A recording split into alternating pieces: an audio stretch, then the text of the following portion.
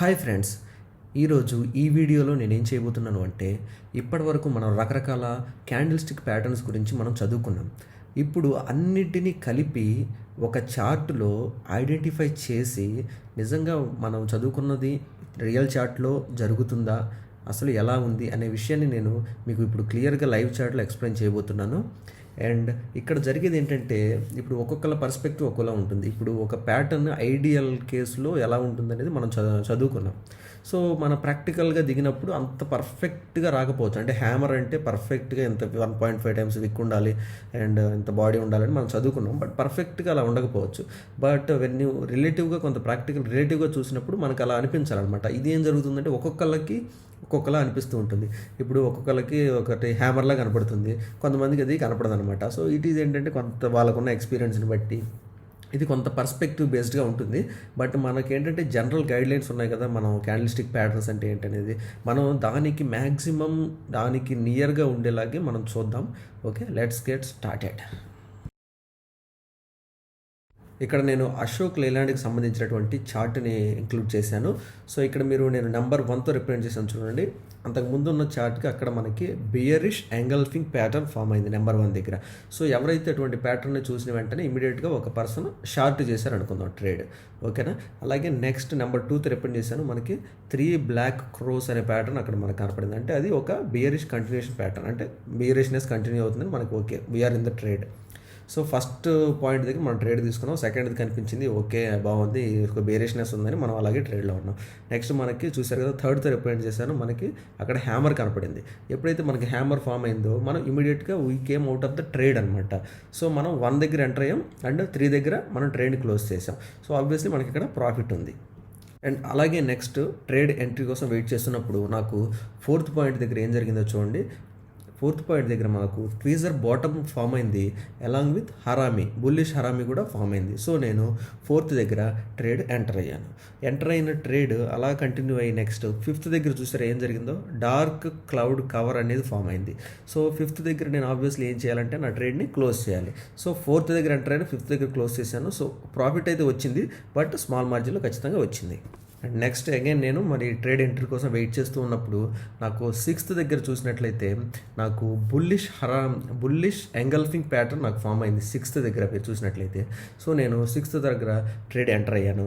And after that అది up అయింది కొంత చిన్న చిన్న క్యాండిల్స్ ఫామ్ అయ్యాయి.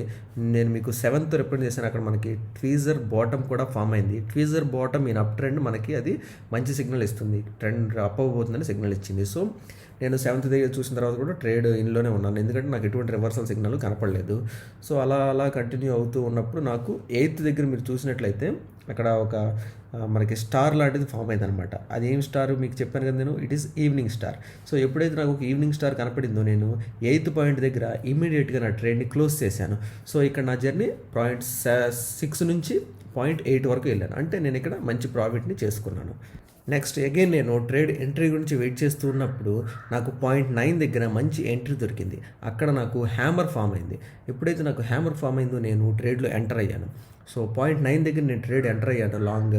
అండ్ 0.10 దగ్గర మీరు చూసినట్లయితే చాలా ఎక్కువ ప్రైస్ మూవ్మెంట్ జరిగి ఆ రోజు కూడా హ్యామర్ కైండ్ ఆఫ్ అది ఫామ్ అయింది.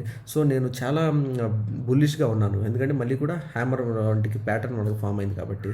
సో నేను అక్కడ ట్రేడ్ని కంటిన్యూ చేశాను. అలాగే మీరు నెక్స్ట్ 11th దగ్గర చూసినట్లయితే నాకు బుల్లిష్ హరామీ ప్యాటర్న్ వచ్చింది.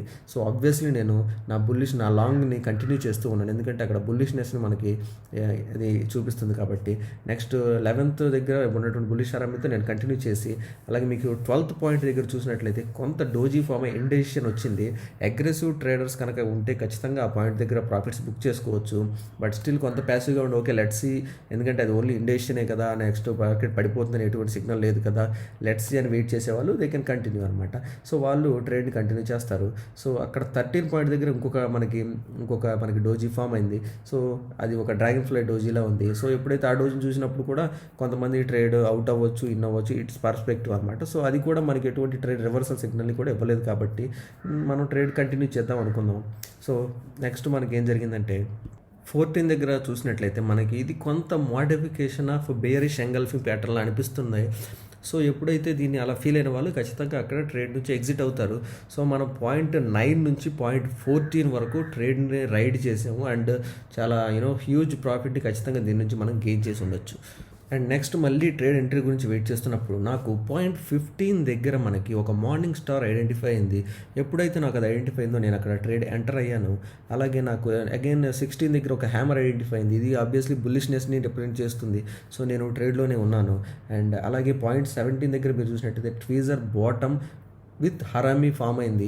సో అది కూడా మంచి పాజిటివ్ సిగ్నల్. సో నేను ట్రేడ్లోనే ఉన్నాను. అండ్ అలా కంటిన్యూ అవుతుంటే .18 దగ్గర నాకు ఒక డోజీ ఫామ్ అయింది. డోజీ ఫామ్ అయి నాకు ఇండెసిషన్ ఉంది అనే ఇన్ఫర్మేషన్ ఇచ్చింది. సో నేను అప్పుడు కాషియస్గా ఉన్నాను అనమాట. సో .18 దగ్గర మనకి అలాగే అక్కడే చూసినట్టయితే మనకు ఒక ఈవినింగ్ స్టార్ కూడా ఫామ్ అయింది. సో నేను అక్కడ ట్రేడ్ నుంచి అవుట్ అయిపోయాను. సో ఫ్రమ్ .15 నుంచి .18 వరకు నేను ట్రేడ్ రైడ్ చేశాను అండ్ మంచి ప్రాఫిట్ కూడా చేసుకునే అవకాశాన్ని ఇక్కడ మనం చూడొచ్చు. నెక్స్ట్ నేను మళ్ళీ ట్రేడ్ ఎంట్రీ గురించి వెయిట్ చేస్తున్నప్పుడు నాకు .19 దగ్గర బుల్లిష్ పియర్సింగ్ ప్యాటర్న్ కనపడింది. సో అక్కడ నేను ట్రేడ్ ఎంటర్ అయ్యాను.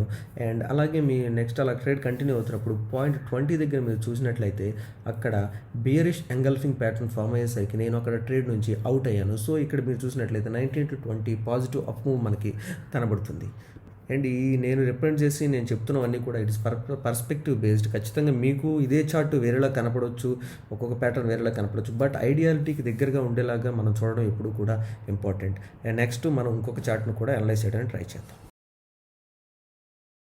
నెక్స్ట్ ఇక్కడ నేను రిలయన్స్కి సంబంధించినటువంటి చార్ట్లో క్యాండిల్ స్టిక్స్ని అనలైజ్ చేయడానికి ట్రై చేస్తున్నాను. సో ఇక్కడ మీకు .1 దగ్గర మీకు చూసినట్లయితే అక్కడ గ్యాప్ కనపడింది అండ్ ప్రీవియస్గా కూడా డౌన్ ట్రెండ్లో ఉంది. డౌన్ ట్రెండ్లో ఉన్నప్పుడు మనకు గ్యాప్ ఫామ్ అయితే డౌన్ ట్రెండ్ కంటిన్యూ అవుతుంది అని మనకి తెలుసు కదా. సో నేను .1 దగ్గర ట్రేడ్ షార్ట్ ఎంటర్ అయ్యాను.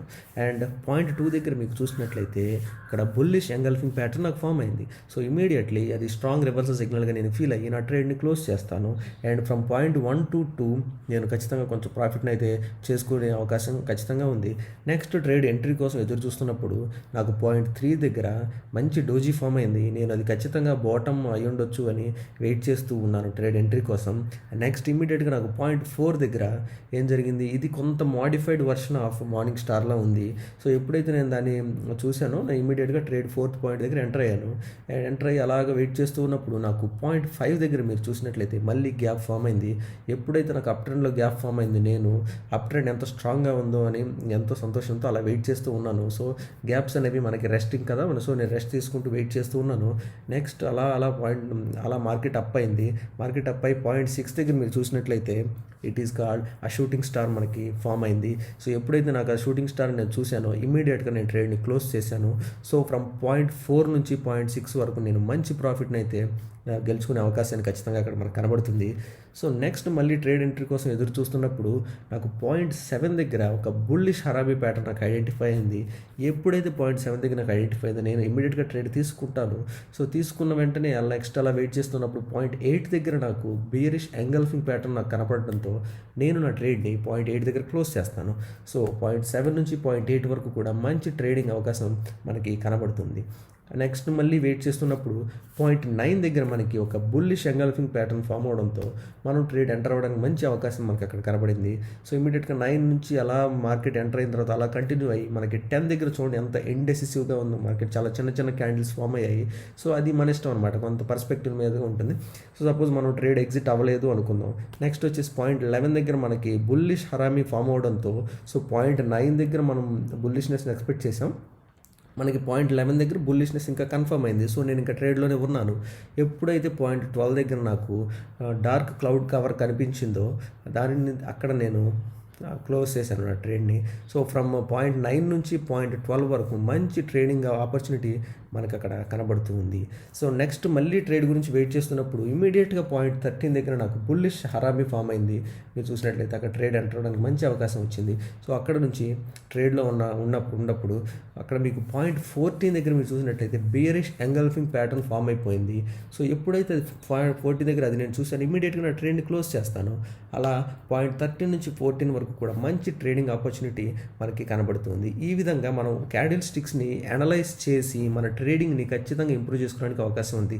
నేను ఇది మీ ఎడ్యుకేషన్ పర్పస్ మీద చేశాను. సో క్యాండిల్ స్టిక్స్ని ఎలా అనలైజ్ చేయాలి, మన ట్రేడింగ్కి దీన్ని ఎలా యూస్ చేసుకోవాలి అనే దాని గురించి ఒక ఎగ్జాంపుల్గా నేను ఈ వీడియోని మీకు, ఇది ఒక్కొక్కరికి ఒక్కొక్కలా కనిపించవచ్చు, నాకు కొన్ని కనపడకుండా మిస్ అయ్యి కూడా ఉండొచ్చు. అటువంటివి ఏమైనా ఉంటే మీరు కమెంట్ చేయండి, నచ్చితే లైక్ చేయండి, తప్పకుండా సబ్స్క్రైబ్ చేయండి. Thank you.